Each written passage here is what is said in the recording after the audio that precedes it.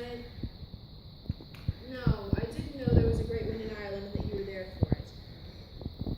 That's fascinating. Yes, I was wondering if you'd be so kind as to remove the tree limb that's fallen in the courtyard of the church. Sister Veronica tripped on it this morning and practically killed herself. Oh, I think she's all right. She doesn't look any worse, Mr. McGinn. Thank you, Mr. McGinn. Come in. Good morning, Sister Aloysius. How are you today? Good morning, Father Flynn. Very well. Good of you to come by. Are you ready to begin the meeting? We're just short, Sister James. That was quite a windstorm last night. It certainly was. Imagine what it must have been like in the frontier days when a man stood alone in the woods in his buckskins and listened to a sound like that. The immense darkness pressing in. How frightening it must have been. If one lacks faith in God's protection, I suppose it would be frightening. Did I hear Sister Veronica had an accident? Yes, Sister Veronica tripped on a piece of wood this morning and practically killed herself. Is she alright? Oh, she's fine. Her eyesight isn't good, is it? Eyesight's fine. None's fall, you know. No, I didn't know that. It's the habit. It catches us up more often than not. But with our being in black and white and so prone to falling, we're more like dominoes than anything else. Am I past the time? Not at all. Sister Aloysius and I were just having a nice chat. Oh, good morning, Father Flynn. Good morning, sister. I'm so sorry I was so late. Mr. McGinn closed the courtyard, so I had to go through the convent and out the side door, and then I ran into Sister Veronica. How is she?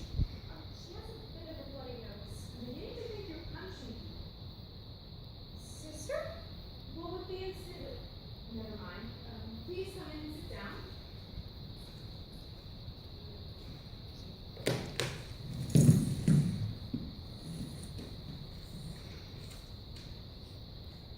I actually have a fresh pot of tea here. We'll close this one, not quite for form's sake. Would you like a cup of tea, Father? I would love a cup of tea. Perhaps you would serve me, sister? Of course. And yourself, of course. Would you like tea, Sister Alexis? I've already had my cup. Is there sugar? Sugar, yes. I put it in here for Lent last year and never remembered to take it back out again. It's not been too much to give up then. No, I'm sure you're right. Here it is. I'll serve you, though for want of practice, your fingernails. I wear them all. The sugar? Oh yes, 1, 3. 3. Sweet tooth. 1, 2, 3. Sister, do you take sugar? Never. Not that there's anything wrong with sugar. Thank you. Well, Father Flynn, thank you for making the time for us. We are at our wits' end. I think it's a great idea to rethink the Christmas pageant. Last year's effort seemed a little woebegone. No, I loved it. But I love Christmas pageants. I just love the nativity, the birth of the Savior, and the hymns, of course. A little town of Bethlehem. Oh, come, Yes, Emmanuel. thank you, Sister James. Sister James will be co-directing the pageant this year with Miss Shields. So what do you think, Father? Is there something new we could be doing? Well, we all love the Christmas hymns, but perhaps it could be jolly to include a few secular songs. Secular? Yes, it's beginning to look a lot like Christmas or something like that. What would be the point of performing a secular song? Fun. Or Frosty the Snowman. That's a good one. We could have one of the boys dress up like a snowman and dance around. Which boy? We do tryouts. Frosty the Snowman espouses a pagan belief in magic. The snowman comes to life when an enchanted hat is placed on his head. If the music were more somber, people would realize the images are disturbing and the song poetical. I've never thought of Frosty the Snowman like that. It should be banned from the airwaves. So, not Frosty the Snowman. I don't think so. It's beginning to look a lot like Christmas would be fine, I suppose. The parents would like it. May I ask what you wrote down with a ballpoint pen? Oh, nothing. Just an idea for a sermon. You have one just now. Yes, I get them all the time. How fortunate. I forget them, so I write them down. What was the idea? Intolerance. Oh, would you like some more tea, Father? Not yet. I think it was a message from the Second Ecumenical Council that the church needs to put on a more familiar face. Reflect the local community. We should sing a song from the radio now and then. Perhaps take the kids out for ice cream. Ice cream. Take the boys on a camping trip. We should be friendly. The children and their parents should see us as members of their family, not emissaries from Rome. I think the pageant should be charming, like a local theater doing a show. But we're not members of their family. We're different. Why? Because of our vows. Precisely. I don't think we're so different. You know, sister, I would like some more tea. Thank you. And they think we're different. The working class people of this parish trust us to be different. I think we're getting a little bit off the subject. Yes, you're right. Back to it, the Christmas pageant. We must be careful in the pageant how Donald Muller is used. Careful, sister. And still. Yes, Father. Now, what of Donald Muller? We must be careful in the pageant that we neither hide him nor put him forward. Because of the color of his skin? That's right. Why? Come, Father, you're being disingenuous. I think he should be treated like every other boy. You yourself singled the boy out for special attention. You held a private meeting with him in the rectory a week ago. Yes. What are we talking about? Donald Muller. The boy acted strangely when he returned to class. He did?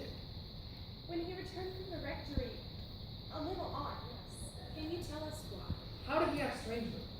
I'm not sure how to explain it. He laid his head on his desk and... So you mean that you had impressions?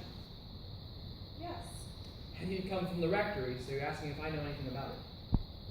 that's right. Did you want to discuss the pageant? Is that why I'm here? Or is this what you wanted to discuss? This. Well, I feel a little uncomfortable. Why? Why do you think? Something about your tone? I would prefer discussion of fact rather than tone. Well, if I had judged my conversation with Donald Muller to be any concern of yours, sister, I would have sat you down and talked to you about it.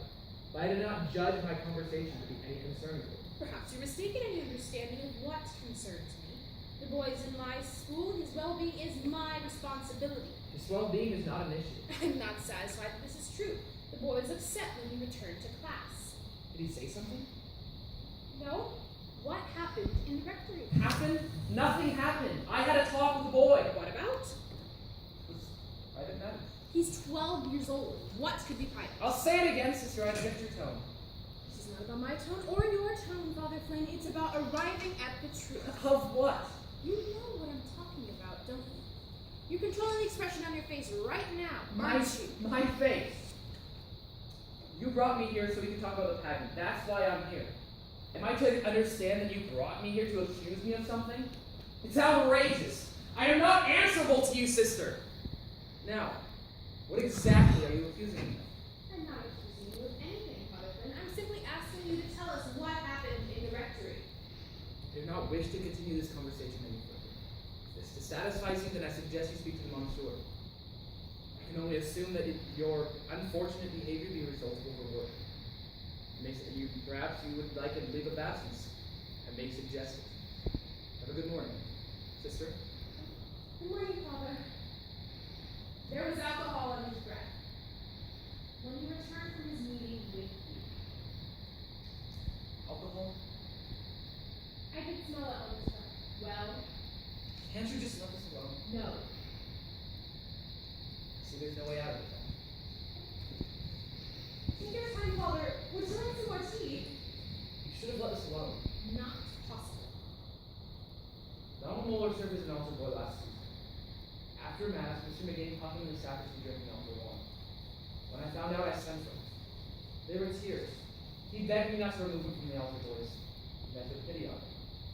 I told him that if no one else found out, I would let him stay on.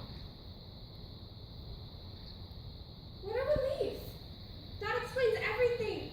Oh, thanks be to God. Sister, look, it's all a mistake. And if I were to speak to Mr. McGinn, Talk to Mr. McGinn by all means. But now that the boy's secret's out, I'm going to have to remove him from the altar boys. Which is really too bad. That's what I was trying to avoid. You were trying to protect the boy. That's right. I might have done the same thing. Is there any way Donald could stay with the altar boys?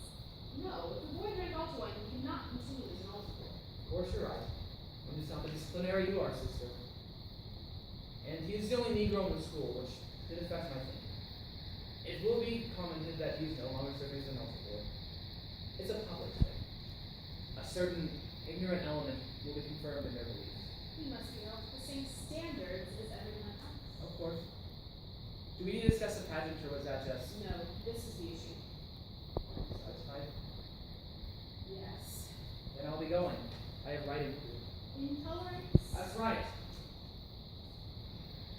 not pleased with how you handled it, sister. Next time you're troubled by dark ideas, I suggest you speak to Monsieur. End scene.